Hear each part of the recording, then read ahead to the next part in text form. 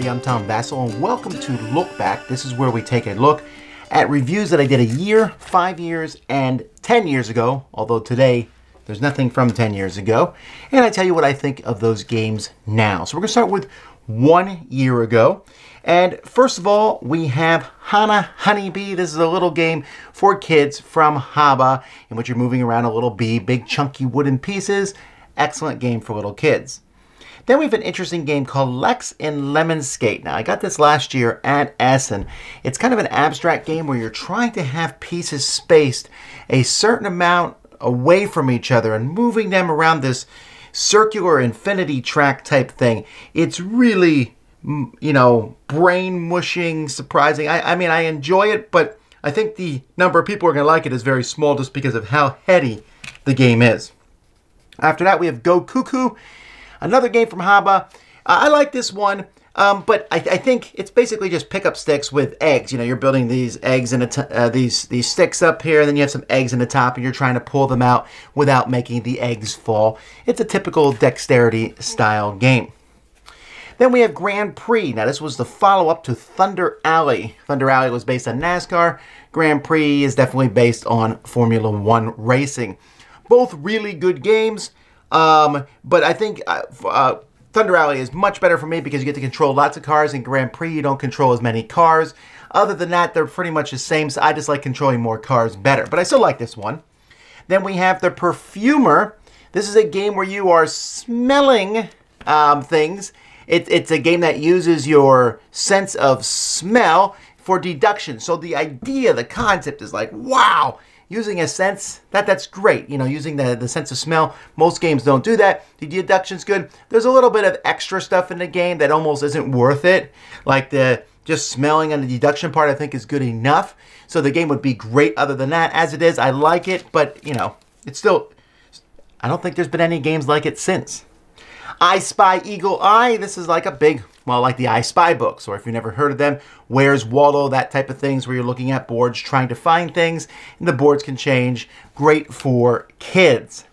Then we have Fabled Fruit. Now, Fabled Fruit introduced a Fable system, which we're going to see more of this year with the Fast Forward series and the Power Grid, where basically what you do from one game affects what happens in the next game, but it's not permanent. You can always reset back to the beginning if you want. Fabled Fruit was just a simple set collection game trying to get groups of fruit so you can collect these potion cards.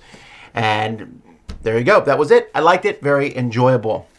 Capital. This is a city building game about rebuilding the city of Warsaw. So each turn you're going to be drafting these tiles and building this little city in front of yourself, trying to get points in various ways.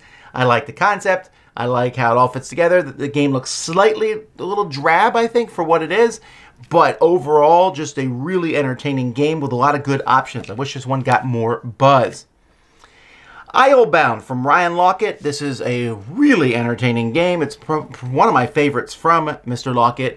And in this game, you're moving ships around. And really, there's nothing that fantastically new about the game, but it combines a lot of good options. A lot of the options cost money to do, or you can skip options and take all the money that's been put there. You're moving your ship around and upgrading your ship. You're fighting islands or negotiating with islands to get them underneath your control. So there's a lot of back and forth, a little bit of player interaction, a lot of variety. Really fun game. Then we have Dominion. I took a look at Dominion, the second edition of Dominion, and Dominion Intrigue. Both really good games. This is still one of my favorite deck building games that there is. The second editions are really nice. Bigger words on the cards. Added in the different types of money, which is what, you know, most people use these times. I mean, where the money looks different. They switched out, I think, 6 cards. I don't miss any of the 6 cards they got rid of, and the 6 new cards they brought in were good for both of the sets, so I really liked that. Then we have Pyramid Arcade. This is from Looney Labs.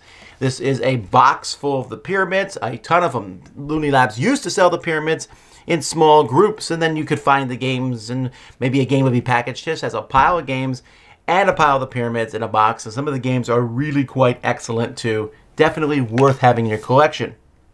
All right, let's take a look at 5 years ago. 5 years ago, we'll start with Cortex, which was a game I wasn't really a big fan of. You are just laying down tiles and trying to finish them, but the game had a bit of a flaw. Once you figured it out, the game was very boring. So cannot really recommend that one. Then we have Dungeon. Melody and I took a look at Dungeon. Now Dungeon is a classic game from the 70s, right? It hasn't aged well, right? You're just going down, pushing your luck, trying to find things, but there's so much randomness in it. I don't know if I can really recommend it these days.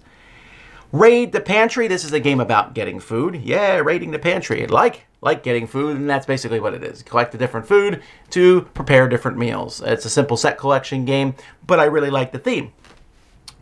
Then we have Rise or Fall. This is another game that it was fine back in the day. It's okay. So if you want to look at this type of game, there you go. Then we have Catan Junior. Now Catan Junior, the kids version of Catan, really great components, collecting things, a little bit more exciting. I mean, the whole brick, wheat, stone thing isn't as fun for kids. So here you have a few different resources, a little bit of interaction back and forth. Like I said, really great production, Catan Junior. And finally, Melody and I took a look 5 years ago at Marvel Legendary, a deck building game. Really like this game, still enjoying it. They've since come out with so many expansions. But even just the base game was so much fun. I was finally getting to play with the Marvel superheroes that I like so much in a really good, solid game that has so much variety, so many bad guys, so many good guys. What a great mixture. Lots of fun. Well, that's it. The games I reviewed from 1 and 5 years ago. Until next time, I'm Vasel, and you've been watching Look Back on the Dice Tower.